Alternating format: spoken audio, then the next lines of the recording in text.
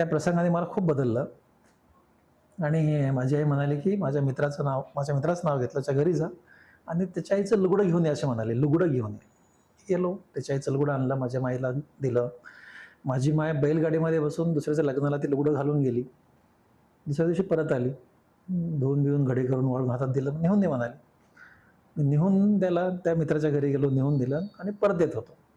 आपल्या घरासमोर आहे ना, आपल्या घरासमोर एक छोटा नाला आहे.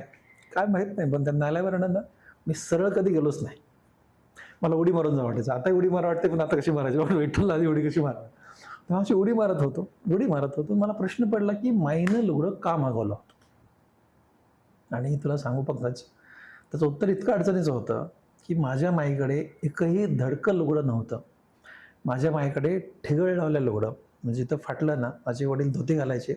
ज्या ठिकाणी माईचं लुगडं माझ्या फाटेल, तर ते अण्णांच्या धोतीचं थोडं त्याला लावून टाकायचे, असं लुगडं. किंवा दांड घातलेलं लुगडं, म्हणजे 2 रंगाचे लुगडं एकत्र जोडलेले.